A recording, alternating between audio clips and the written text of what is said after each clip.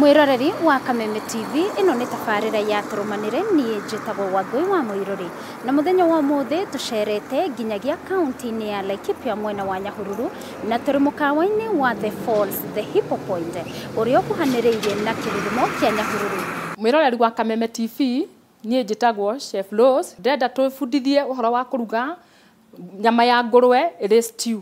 Haha ndina minji, ndina karati, ndina ginger na garlic, ndina maguta, ndina nyama yenye ya nguruwe, ndina cumbi, ndina dania, hoho, nyanya na ndina gitunguru. Tukajia tutinangie nyama itu, tutinangie into cubes, tukirora kuria kwina maguta, tutikaruge maguta, twikire tuguta tunini, twe nyama itu, twikire tumitaganie pani-ini hanini, tumikunikerie hanini, yambe nyite mwaki hanini, gacumbi kanini,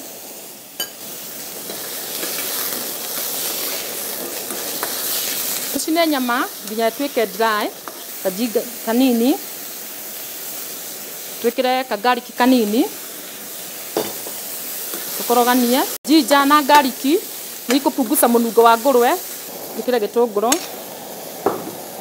twe hoho, twikire nyanya itu, tucoke tureke hia, twikire tukarati na tuminji. Nguruwe ni iriagwo na tuboga, mboga citu muthe tugutumira spinach. Turore nguruwe itu haria kinyite.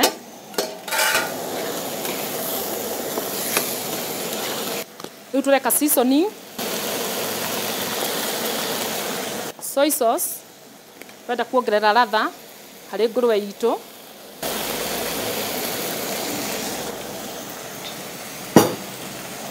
Twe mai maitu twikire tondu turenda nguruwe itu ikorwo ri stew. Riu tweterere icamuke.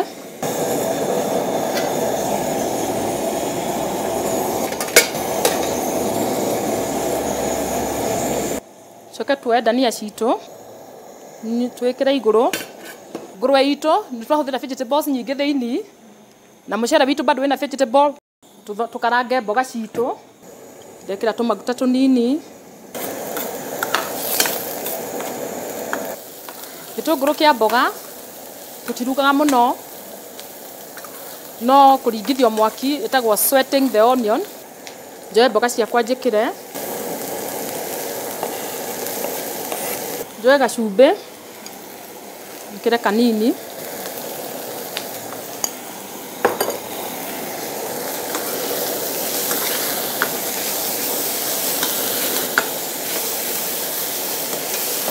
ndubatie kuruga greens nginya cimotoka kabisa.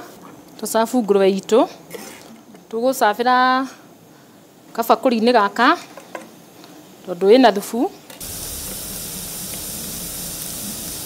Twe dania citu twikire iguru guo. Uyu niguo mucere witu uria turaria naguo nguruwe itu. No urie na ngima, no urie na cabaci. Ngithii hari mugeni witu ona ni kindu kiega athondekerwo, ndugire mundu akiria gakuruwe nyendaga tuboga.